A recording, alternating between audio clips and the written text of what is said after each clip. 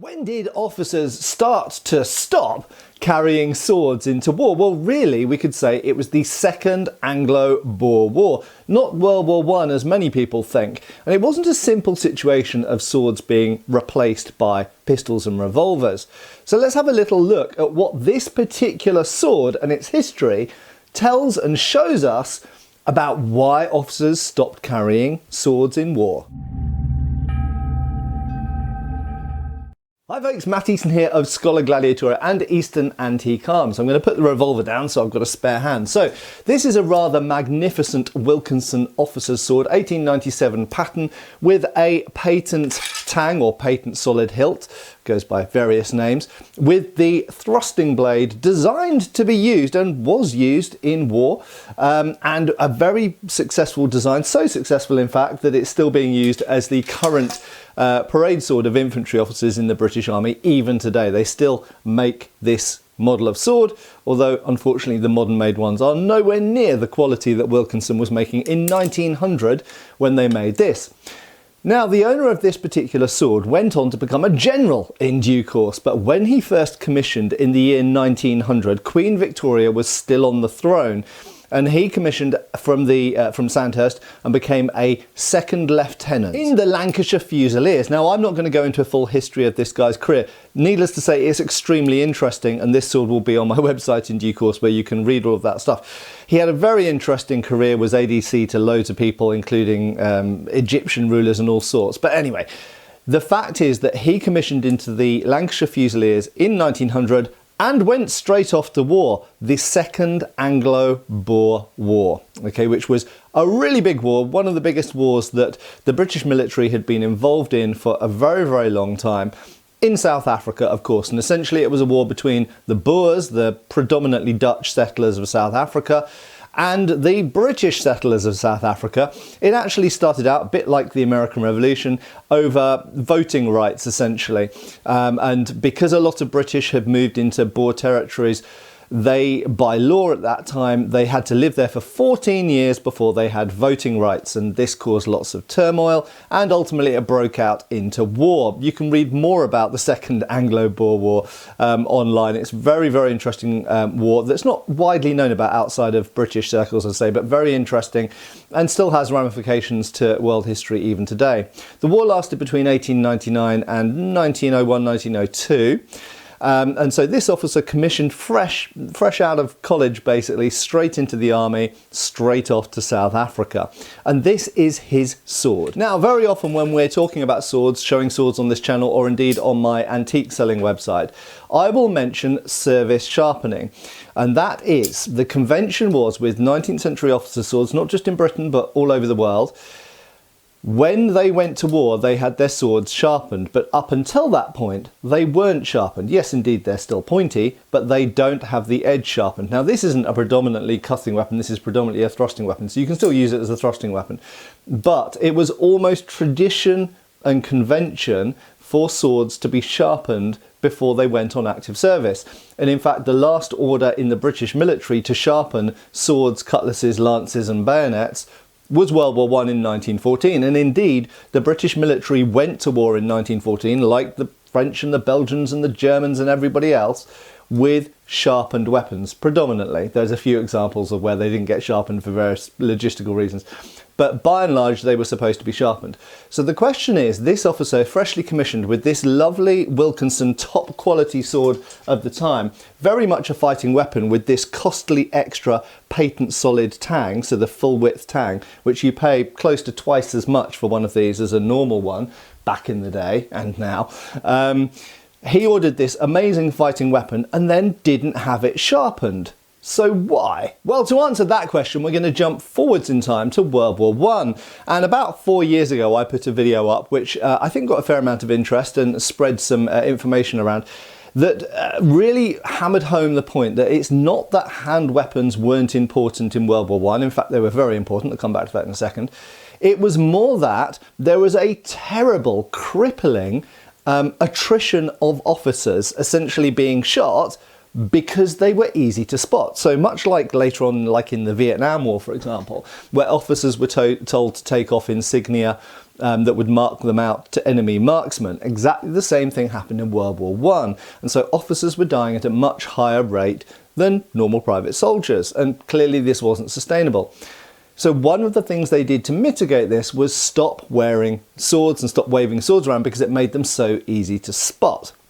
So that is one of the main reasons why swords stopped being carried in World War I, even though some people, if you look on the internet, they'll say, oh, it's because swords are no use in trench fighting. Well, actually, they were really useful in trench fighting, and they were used in trench fighting. All sorts of hand weapons were used in trench fighting, obviously including clubs and maces and flails and every type of dagger and knife you can think of, knuckle dusters, spades, everything, hatchets, axes, everything. So anything that soldiers could get as a hand weapon was used in trench combat. So a sword actually would have been pretty damned useful. But by this point, certainly by 1915-16, most officers in most militaries had stopped wearing their swords, partly because it was difficult to navigate around in the trenches wearing swords, but not because they were necessarily useless weapons, and a lot of them were actually sent back home. We have records of this being the case. So that's World War I. Now, this process actually started not in World War I, but in the Second Anglo-Boer War. Now, why do I call it the Second Anglo-Boer War? Well, unsurprisingly, there was a First Anglo-Boer War, and the First Anglo-Boer War happened in the end of 1880, December 1880 through 1881. Now, at that time, technology was rather different, okay? So most rifles were single-shot breech loaders, and in some cases still muzzle loaders. So the British military in 1880 had the standard rifle of the Martini-Henry rifle, a rifle I've shown on this channel a number of times. And while that is a breech loading rifle and highly accurate out to 800 yards, it is a single shot rifle. And this was true of most militaries. Now, indeed, things like the needle rifle and other options had come in. So the Martini-Henry was perhaps a little bit behind the times by the 1880s, but still being used through most of the 1880s, up until 1888-ish, when bolt actions start to come in. But the headline here is that between 1880 and the war between the British and the Boers in 1880 and 81, and the war in 1899, rifle technology had leapt forwards quite a bit, and now rifles were using smaller caliber, flatter trajectory ammunition, so they were shooting further, more accurately with a flatter trajectory, and at a higher rate of fire, because they were pretty much all bolt action rifles with magazines. So yes, indeed, we could absolutely say that by the Boer War, rifle and other gun technology, even artillery and everything else, had meant that hand weapons like the sword and the bayonet had started to become less useful. However, that being said, a lot of Boer War swords that were taken out to the Boer War were sharpened and were carried throughout the Second Anglo-Boer War. A lot of British officers did sharpen their swords and did wear their swords. So this officer, why is his sword not sharpened? Well, two important bits of information came down to me. So I have some friends who are still in the current military, and some of them do research. And one of these things that came down to me was actually some exchanges, some internal regimental exchanges, where the commanding officer told his regiment to the officers to stop wearing their swords. Why? Because they were getting shot. So the Boers, most of the time, didn't get into full-on standing fights with the British military. As is famously the case, they were very good marksmen, very good at shooting from a long way away, using guerrilla tactics, hit and run. So it was very difficult for the British military using their standard doctrine, much like other militaries who've had to fight against guerrilla enemies in places like Vietnam and Afghanistan and elsewhere. It was very difficult for the conventional British military to bring them to combat in a lot of cases. And so that meant a lot of running around, but it also meant a lot of getting shot at. And British officers were, unfortunately for them, getting shot because they were so easy to spot. So here's the interesting thing. Whereas in World War I there was a general order to put swords away, I'm not saying it always happened for infantry officers, and cavalry officers certainly still kept their swords because they were operating in a different way. But while that was a general order in World War I, in the Second Anglo-Boer War of 1899 to 1902, there wasn't a general order. So if we look at the photographs, one of the wonderful things about the Boer War is we've actually got a lot of photographs from it. So if we look at the photographs, we can clearly see some officers here are wearing swords. Now, admittedly, they might sometimes be wearing swords because they know they're going to have their photograph taken, or they're doing a lineup or some kind of regimental photo shoot. So absolutely, sometimes they're going to be wearing swords for that reason. But we can also see officers in the field, and there are descriptive accounts of this as well, in the Boer War, of officers with their swords, wearing their swords, waving their swords around and everything else. So it's clear there's a lot of infantry officers in the Boer War, in some situations, did wear swords and did use swords. However, it's also clear from these photographs that there are lots of other officers in the field with no sword on. They've got a revolver, they've sometimes got a walking stick or a swagger stick, but they don't have their sword. Why? Because of the nature of the fighting in South Africa. There was a lot of running around, there was a lot of jumping down behind things and trying to get out of the line of fire and this kind of stuff. And it wasn't really the kind of combat that was necessary to have a sword with you most of the time. They might have gone into it in 1899 thinking it might be like that, but the reality was somewhat different. And the Boer War was a learning curve for the British Army in a similar way to things like Vietnam were a later learning curve for the US military in the 1970s, 60s and 70s. So they very quickly, a lot of the officers very quickly decided to abandon their swords and only keep a revolver. In some cases, they even took a rifle instead. So that's why the Boer War is the first war in British history, and I'm sure there are other examples for other militaries, other European and non-European militaries, where the sword sometimes was worn and sometimes wasn't worn. It was an individual choice in some cases, and sometimes it was a company commander choice. So sometimes the CO of your regiment might say, okay, boys, don't carry your swords for this one, leave them for parade, okay? And so you would all take your swords off. And in other cases, probably it was more relaxed. Or in some cases, they might have said, keep your swords on because we're going to go into their trenches and take them out at close range. And this did happen as well.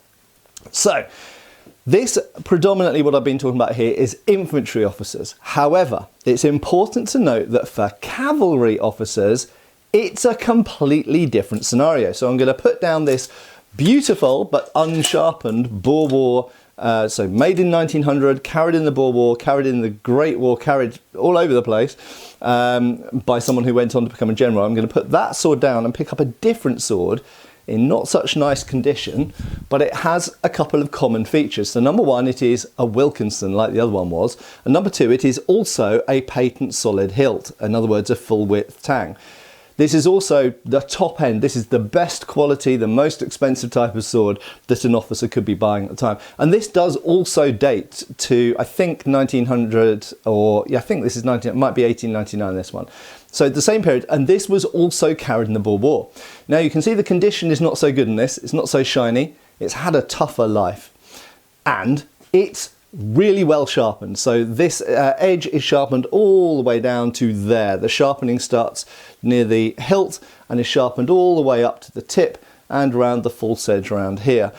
It's very good sharpening as well, so much they've actually brought it down to almost a single bevel.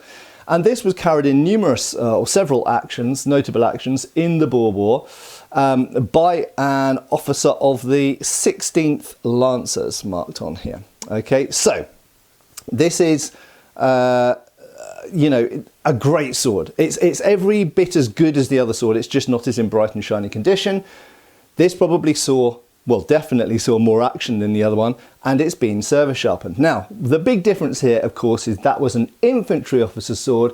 This is a cavalry officer's sword. Now, even in the age of bolt action rifles and mountain artillery and things like this, cavalry could still get to enemy infantry quick enough because of the speed of the horse to be of some use. And in fact, the cavalry in in the Boer War, in the Second Boer War, actually performed a couple of functions. One was to essentially scout, and the other one was to attack. Now, they attacked in two different ways. One was to actually go in with the sword or the lance, and actually drive out enemy forces out of, positions, trenches, whatever, or to chase after fleeing enemy, a very important role often overlooked. But the other one was to act as mobile infantry. So, while the infantry are slow moving on foot and being pinned down by Boer riflemen, the cavalry, using usually shorter versions of the rifle, could ride around quickly to different positions, get behind them and try and do, flanking fire, while the infantry shot from the front. They could come around the side and put in some fire from the side, this kind of stuff. If their position came under fire, they could quickly mount up on the horses, ride off again. And then later on, if the Boers broke and started fleeing, or there was an artillery position, then they could charge in with the sword or the lance.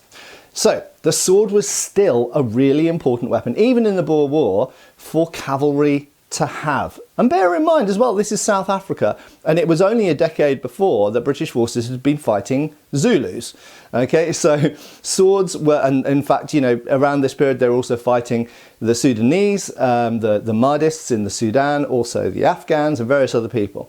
So swords were still very important at this time, particularly for cavalry.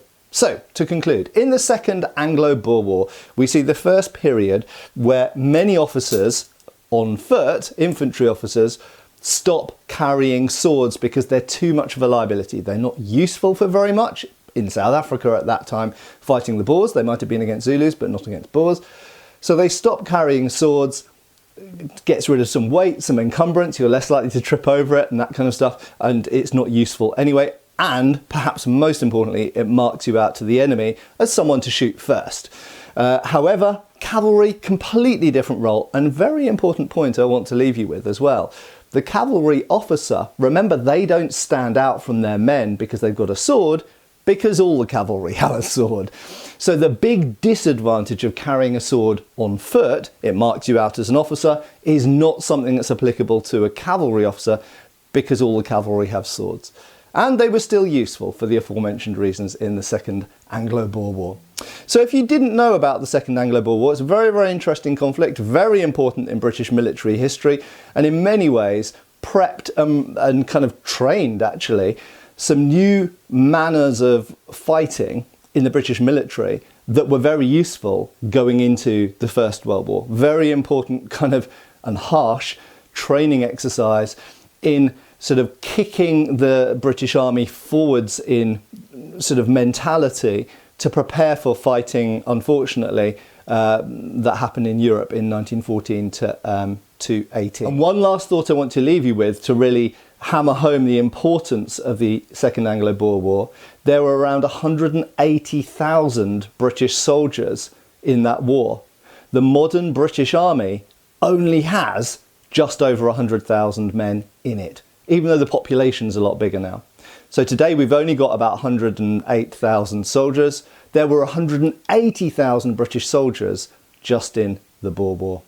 Anyway, thanks a lot for watching. I have been Matt Easton. I will of course continue to be, and I hope I'll see you back on the channel really soon. Cheers folks. Thanks for watching. We've got extra videos on Patreon. Please give our Facebook a like and subscribe if you haven't already. Cheers folks.